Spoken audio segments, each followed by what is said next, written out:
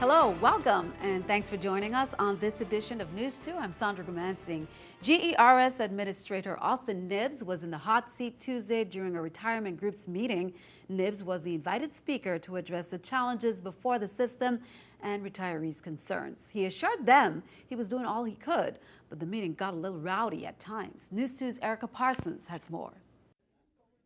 The Government Employees Retirement Systems Administrator spoke candidly with more than 40 St. Croix retirees Tuesday. If this system goes, this economy goes. The St. Croix District's Government Retirees Group invited Director NEWS to address their many concerns about the failings of a system that they say has made questionable investments and hasn't paid one dime yet to more than 200 people who retired in January. Director NEWS denied that the agency signed off on a $19 million deal with Orbitel. You've invested in Carambola, which is not even on your list of revenue income. You've invested in Orbitel, which, by the way, is also got a federal loan and is looking for another loan. And their projected income is $950,000, so they're already in debt. By the way, is it actually done or not done? We haven't invested anything in Outage. Director NEWS accepted some of the blame for the system's condition, but pointed the finger at the government, who is delinquent in more than $40 million of employer contributions. That was a hot-button issue that set off a firestorm between retirees. Has anyone considered opening a soup kitchen for these people, presenting some type of short-term loans, some type of emergency funds? We have families in the Virgin Islands right now who are going without pay for months. And we're talking about children. It is the governor's responsibility to pay the employer's contribution, Ms. White. What he said is they are billing the governor. And when the government pay their contribution, then they let the person go home with their annuity. If the government does not send their contribution, they can't go home, and we're not going to do anything about it because we're not going to worry about people who are not retirees. We have to worry about we. We gotta keep this system going. Excuse me, wait, coming on afterwards. We cannot just be thinking about ourselves.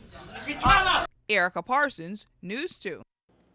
Director NEWS also addressed the secret deal with WAPA that he explained is an agreement with the utility that would pay back their missing employee contributions. Medicaid Expansion has been on a roll since August of this year when the Department of Human Services began the first expansion. But questions remain over whether health insurance exchanges might have been a better option. Governor John dejongh Jr. reaffirms the merits of the Medicaid Expansion. News 2's April Knight has the details. Are Virgin Islanders really better off with Medicaid expansion instead of health insurance exchanges? Governor dejongh thinks so. He made the decision early on, but he admits it wasn't a sure sell for everyone. It was a very active debate that took place for a very long period of time. Over a 2-year period, we did the research, both in terms of the financial impact, but also the legal structure to allow us to do it. dejongh says insurance exchanges would have cost the territory way more than the Medicaid expansion option, and Virgin Islanders would not have been able to afford it. We did not have the benefit of what the states had at 100% financing for 3 years, then moving down to 90% financing. But instead, we had to come up with 45% of the monies to be able to do the implementation. It was very clear that it was an unaffordable path for us to go on. The first phase of the Medicaid expansion began in August 2013. The second phase expected to roll in January 2014.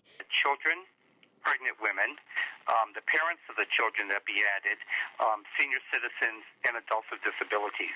We're also in this expansion adding former foster children between 18 and 26 years of age. In addition, according to the governor, the lack of adequate federal health care subsidy is a chronic problem, not just for the Virgin Islands, but for the territory in general. For us right now, it's an issue of parity.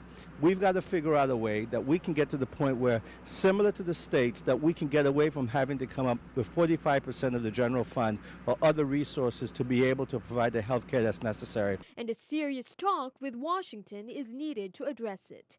April Knight for News 2. Now, for more information on the territory's Medicaid expansion or to see if you qualify under the new eligibility requirements, you can visit the Human Services website at www.dhs.gov.vi.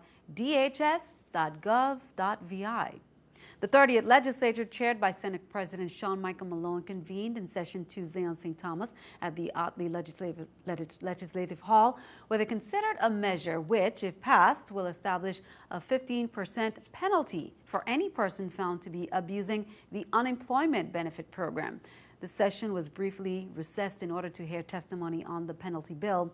Albert Bryant Jr., Commissioner of the Department of Labor, explained that some applicants are unaware that their claims are fraudulent. He said the law states that claimants must be readily available to work, but if one is physically disabled, they are unable to work and therefore not qualified to receive unemployment. Major Crime and Intelligence Unit detectives arrested 24-year-old Shandus Powell and charged him with the murder of 33-year-old Akil Gregg on November 8 at the Bureau of Motor Vehicles and Subbase. Powell turned himself into police about 10 a.m. on November 18th. Detectives said Powell contacted them the evening of the murder and advised them he would surrender himself. However, he did not do so until November 18th. An arrest warrant was issued for Powell's arrest on November 12th. Powell was charged with first-degree murder, second-degree murder, first-degree assault, third-degree assault, reckless endangerment, and possession of a firearm during the commission of a crime of violence. Powell was advised of his rights before Superior Court Judge Adam Christian at about 3 p.m. on November 18th. His bail was set at $1 million, which he was unable to post. He was remanded to the custody of the Bureau of Corrections pending further court proceedings. Police said Powell was involved in a verbal altercation with the victim at about 11 a.m. on November 8th at the Bureau of Motor Vehicles, which was the victim's place of employment. Detectives said Powell shot the victim several times before fleeing the scene. The Bureau of Motor Vehicles in the St. Thomas-St. John district, meanwhile, was closed today, Tuesday, November 19th, so that all employees could attend the funeral service of their co-worker and friend, Mr. Akil Gregg.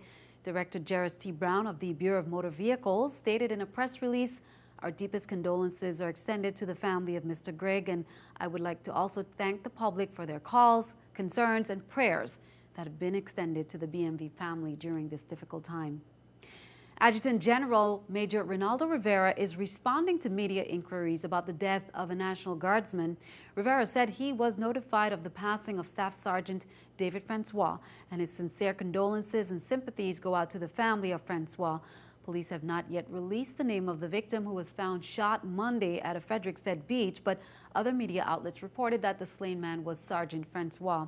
The VI National Guard has deployed a crisis response team to provide support to the Guardsmen and their families to help them deal with this tragic event. November is Military Family Month, and a list of events are still on the way. On Friday, November 22nd, there will be family game night and karaoke that will be at the LTC Jackson Readiness Center from 6 p.m. to 10 p.m. Then on November 24th, the Kids on Wheels Family Day at Altona Lagoon, that's from 7 a.m. to 12 p.m. Also on November 30th, the Losing Holiday Pounds Inspirational Fitness Walk from Kramer's Park to Point Udall. That starts at 6 a.m. And later on at 7 p.m. will be the movie night in the park at Fort Christiansburg. In an emotional presentation, Governor John P. DeYoung Jr. and Guam Governor Eddie Calvo visited the Christiansted site where lineman Peter Cepeda II of the Guam Power Authority died in 1989. Mr. Cepeda was one of several employees sent by the Guam Electric Company to assist the Virgin Islands with power restoration after Hurricane Hugo. During the recovery efforts that was so important to bringing back the Virgin Islands, both in terms of the infrastructure but also our people, unfortunately, a young man lost his life from the island of Guam, and we wanted to take an opportunity today, since Governor Calvo is on St. Croix, to be able to meet with him at the site.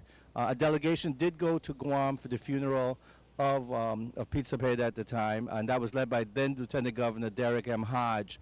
But today we wanted to let the governor know how much we appreciate the assistance of Guam, the continuing support, and that forever, as Hugo remains in our minds as a traumatic event, that at the same time that this young man and the people of Guam really touched us. And keeping our eye on the economy, United Airlines says its plans to cut costs by $2 billion per year. The company also plans to overhaul its website and shift more flights from Asia to Europe to save on fuel.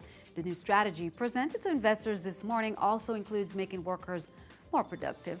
This is the New York Stock Exchange with Scotiabank Stock Market Watch. The Dow, Nasdaq, S&P all down. The Dow 8, Nasdaq 17, S&P 3.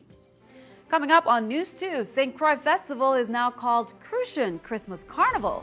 Why the name change and what's in store for the celebration that kicks off on December 6th? We'll have a preview.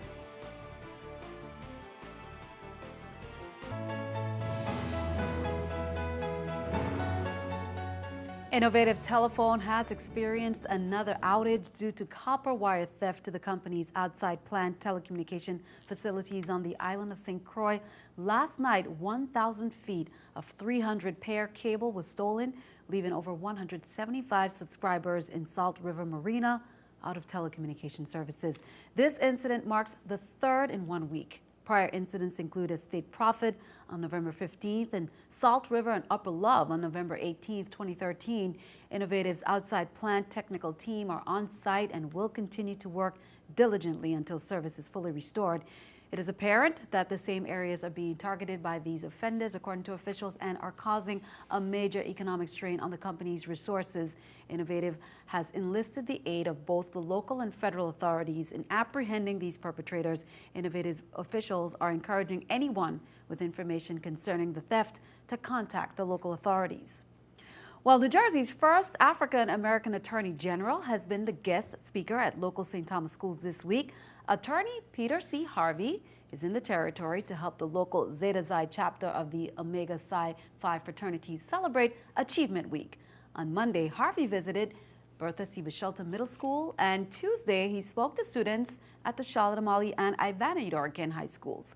On Wednesday, the AG will speak to the students and at the Edith Williams Alternative Academy.